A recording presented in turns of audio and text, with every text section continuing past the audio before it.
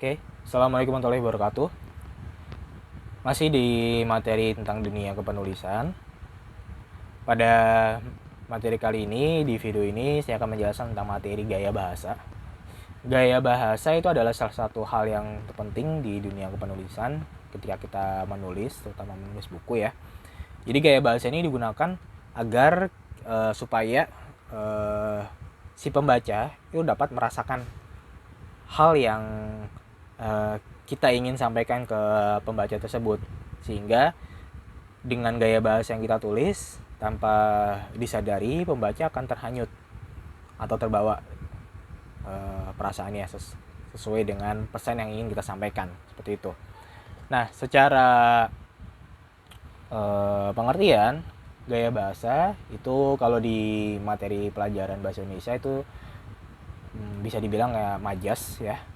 Jadi secara pengertian itu adalah cara atau ragam atau corak dalam penggunaan bahasa yang berguna supaya dapat memberikan kesan, pikiran, dan perasaan kepada pembaca yang membaca tulisan kita.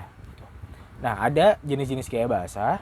Di sini ada 6 jenis gaya bahasa yang sering digunakan untuk dalam menulis. Yang pertama itu gaya bahasa atau majas alegori, yakni adalah ungkapan dengan cara lain atau kiasan. Contohnya adalah kalimat misalkan emosiku terbakar ketika melihat dia sedang duduk bersama pria asing. Nah, ini salah satu contoh penggunaan bahasa kiasan di mana itu ada satu kata yaitu emosiku terbakar. Itu menggambarkan kiasan tentang dia, kiasan tentang kecemburuan dia. Mungkin di sini dalam konteksnya adalah kekasihnya, seperti itu. Nah, lalu jenis gaya bahasa yang kedua itu adalah metafora. Ya, ini adalah ungkapan dengan benda atau hal lain yang sifatnya sama. Contohnya, misalkan malaikat lagi-lagi mendengar batinku. Ia tiba-tiba bilang rindu. Nah, ini salah satu ungkapan secara metafora. Di sini salah satu katanya adalah malaikat lagi-lagi mendengar batinku, seperti itu. Kata-kata itu yang menggunakan gaya bahasa metafora. Lalu yang ketiga adalah gaya bahasa hiperbola dan litoses ya. Hiperbola ya sebenarnya sama, hiperbola dan litoses. Bedanya kalau hiperbola itu suatu ungkapan yang dilebih-lebihkan, yang secara berlebihan, dibesar-besarkan, dan litoses itu kebalikannya, berarti satu hal yang dikecil-kecilkan. Pada intinya itu sama, sebuah ungkapan lebay sebenarnya sih, seperti itu. Contohnya adalah kalau hiperbola itu contoh kalimat misalkan ketika bertemu dengannya dunia ini seolah menelanku karena tatapannya. Nah, itu kata-kata dunia ini seolah menelanku tuh kata-kata menggunakan gaya bahasa hiperbola yang dilebih-lebihkan. Atau contoh kalimat dengan gaya bahasa litoses yaitu apalah artinya aku ini yang hanya punya cinta. Kata-kata yang hanya punya cinta itu berarti itu kata-kata ungkapan yang dikecil-kecilkan gitu, litoses. Lalu gaya bahasa yang keempat yaitu personifikasi.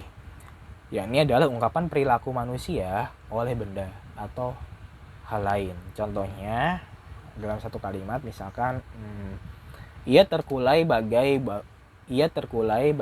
karung kosong setelah pria pujaannya tiba-tiba muncul di hadapannya. Kata-kata terkulai bagai karung kosong itu menggambarkan gaya bahasa personifikasi, gimana ungkapan perilaku si manusia itu, si objek manusia itu oleh benda atau hal lain. Jadi situ kan menggambarkan ia itu berarti si subjeknya terkulai bagai karung kosong. Jadi seakan dia itu sebuah sebuah ungkapan bahwasanya dia nggak berdaya apa-apa gitu. Dengan gaya bahasa yang dipakai adalah personifikasi, sebuah ungkapan seperti itu. Atau nah, itu salah satu contohnya.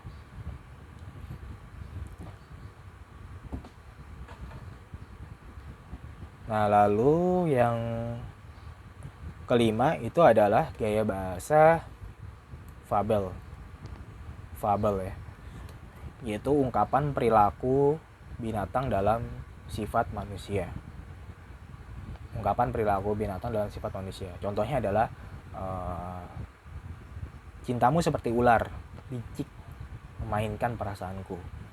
Nah, kata-kata cintamu seperti ular gitu. Jadi menggambarkan bahwasanya itu perilaku binatang dalam sifat manusia.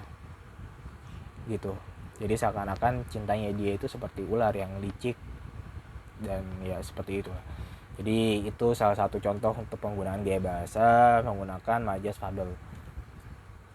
Lalu yang terakhir adalah gaya bahasa menggunakan majas asosiasi, yakni ungkapan dua hal berbeda namun dengan maksud yang sama. Contohnya, misalkan cintanya timbul tenggelam seperti sampah yang hanyut di Ciliwung. Jadi ada dua hal berbeda di situ, tapi tujuannya sama maksudnya.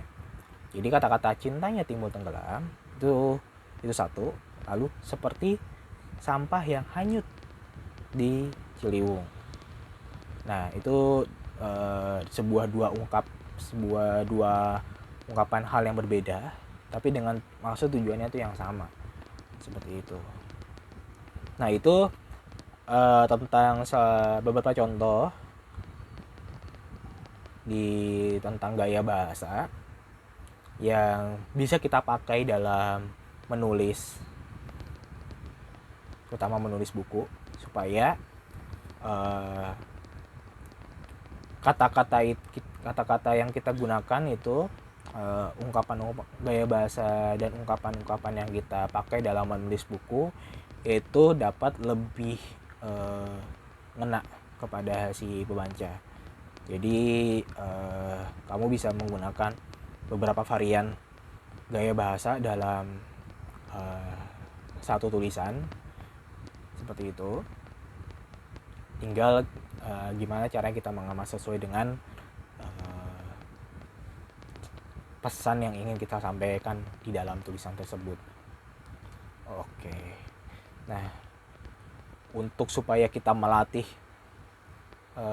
dalam penggunaan gaya bahasa, saya lebih menyarankan teman-teman untuk membaca banyak tentang buku-buku puisi itu atau novel, itu juga bisa. Jadi terutama puisi sih, itu banyak banget mainan tentang gaya-gaya bahasa yang bisa jadi kita terapkan dalam menulis buku seperti itu sih. Terutama kalau misalkan kita menulis buku fiksi ya, novel, itu penting banget kita dalam penggunaan gaya bahasa, memvariasikan gaya bahasa. Oke, sampai di sini dulu untuk materi kali ini tentang gaya bahasa. Selamat mencoba. Silakan teman-teman saat ini coba divariasikan lagi dalam menulis, dalam penggunaan gaya bahasa, supaya gaya bahasa yang teman-teman tulis lebih bervariatif, lebih